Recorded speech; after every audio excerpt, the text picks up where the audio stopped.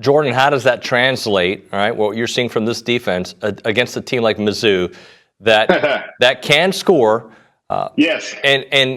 But here's the thing, Brady Cook ain't going to move like Taylor Green, but Brady Cook can read, right? He can make the right throws. So how does it translate against a team that's got, some play? Luther Burden's going to be the best player that they probably faced this year. I was about to say, this is going to be our biggest test of the year. So up to date. When you look at the receiver position, you got Luther Burden third, and you got Theo Weeds at the receiver position. I think they really got three dynamic playmakers. You got a quarterback who can distribute the football. What has been the game plan against Texas A&M every single week so far? Get the ball out fast, catch the ball, release the ball. Quick 3-step drops, movement, sprint outs, boots, waggles, because we can't let that D-line get going, right? So now this is a case where our D-line can really start to shine because you have a guy who's going to sit in the pocket. You have a guy who really just wants to distribute and is not going to beat you athletically. So now we can fire off and we can tee off. That now goes into what we'll do in the secondary. But what I want to see this week is I want to see a lot more guys in man coverage. I want to see a lot more guys pressing the point, and I want to see our secondary allow our D-line to get to the quarterback.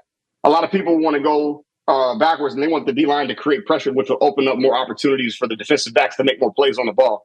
But the way that teams are playing us, we have to be able to create that opportunity for our D-line. Because people want to get the ball out quick. The way that you stifle that is you get up, you press right now, you take away the initial read from the quarterback, allow him to hold the ball. That's what I want to be able to see, and I think that'll be the game plan going in this week. I think that our D-line has the opportunity to really showcase itself. I think you can see all NFL guys across the board on our D-line really start showcasing their talent in this game. But from an athletic standpoint, these are the best athletes that we've seen offensively all year long, and I think that's going to be the biggest test for us this week. All right, Jordan, let's talk a little offensively. Quarterback position, I'm not going to hit the same talking point I hit with KBTX, but I'm just going to kind of leave it like this. To me, Marcel Reed, the one thing that I'm really I want to see Connor still, but the way he handled his fourth quarter after having a subpar game, I thought, even though he wasn't the storyline in the fourth quarter, he made the throws that he had to, which opened up Le'Veon Moss. We've had 3 games with Marcel. And you had the really high game against Florida, so-so against Bowling Green, good against Arkansas.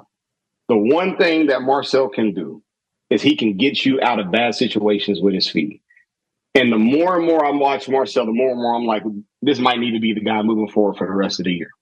Because even though we may be out of rhythm, which I thought offensively throughout the entire game, we were just out of rhythm. I don't think we played bad as an offense. I just think that we would do something really well. We would do something bad. We would do something well, do something bad until that fourth quarter came. But Marcel allows you to keep the drives alive with his feet. And that's something that is special, right? I just think overall offensively, man, we're starting to find our stride. We're starting to find a little bit of an identity with Marcel at the helm. Now that we got a 3-game sample size, the run game is really starting to take over, and we're really starting to dominate people in the fourth quarter. That's what you want to see. When you have to put teams away, when you have to put games away, we can rely on that run game with Le'Veon, with the offensive line pushing forward. And that's really going to help a young guy in Marcel be able to make key throws, to be able to have the confidence to know that he can lean on something else when he's not playing at his best. So, man, I'm really interested in seeing how this thing plays out with Marcel at the helm. The more and more I see him, the more and more I'm starting to like him, but the more and more I see what the offense can be with him, especially with the athleticism he possesses with his feet. Talking to Jordan Pugh here on TexAgs Live, presented by David Gardner's Jewelers Rollo Insurance Studio. Regardless if it's Marcel or Connor, when the offensive line is able to do what they're doing, and look, honestly, before I get to the offensive line, this will be part of it. But teams are going to keep putting a bunch of dudes in the box, right? And for some reason, in some way, shape, or form, this offensive line seems to be better at the end of games. And to me, that's which obviously opens up a lot of what Le'Veon's doing. I think that's a lot. The reason why you see that is because that's a lot of just adjustments that we make right throughout the game. That's a lot of schematics too. Going into the game, you got most guys that like to put scripts together. They like to see what the defense is doing. They want to get a feel for the game. The one thing that we've done, and this goes as for the team aspect, from what we talked about earlier with the defense, how the defense allows us to dictate what we want to do offensively is because they are keeping us in the games and we're never getting out of reach when we're starting off slow offensively. The reason why we get better as an offense because the games are in reach, but now we have figured out the tempo and we figured out the scheme of the defense throughout the game now, which means we can adjust protections, we can adjust who we attack offensively, and it allows Klein to get into a flow. One of the things that I've noticed so far throughout the entire season is we tend to start slower on offense, but I think a lot of that has to do with what we want to do as far as attacking the defense. I think Klein wants to get a feel for the defense. I think he wants to see how they're playing us, whether it's a too high shell, a heavy box, however he goes about that. And then the adjustments made along the way, you start to see us progress and move forward and really excel. So I think a lot of that is schematic from our end, but also it's the maturity factor. Guys that have played for a period of time, the cohesion within the group, you're seeing that take over as games go later on, further on into the fourth quarter. And then the wide receivers, look, it feels like each game there's a new guy auditioning to be the guy, right? Like you had Cyrus Allen game this past game. It was obviously Noah Thomas. What are you seeing from that group collectively? I see a group that's inconsistent. I see a group that can make a big play one time, then they fail to get open on the next play. I see a group that is just inconsistent right now. It's not ability, it's the consistency factor. The one thing that I'll say, man, I've been a big Moose guy. To me, that is the guy that every time I see him in there, he's making plays. And I think he brings the big play factor, which allows us to allows our guys to open up and play freely, more one-on-one matchups with the rest of our receivers. I just think that we have got to find a core group. You got to find a guy within the group that can take the top off the defense. You got to find the possession receiver, and you have to find the physical receiver within the group. And I think we're still mixing and matching and trying to find what that core is as far as the receiver group. It's just the inconsistencies right now, and I think that's slowing down the progression of the offense. But they always make plays when it's needed to be made. That's the one thing I can say about this group. So we got to find the core group. We got to find those guys who provide the cohesion for Marcel, but they got to be able to make plays consistently. That's what's killing us offensively right now. So something that's been consistent has been the tight ends. Maybe not a big volume of catches, but they are used in a way that are backbreakers, right? 3 straight games with a touchdown.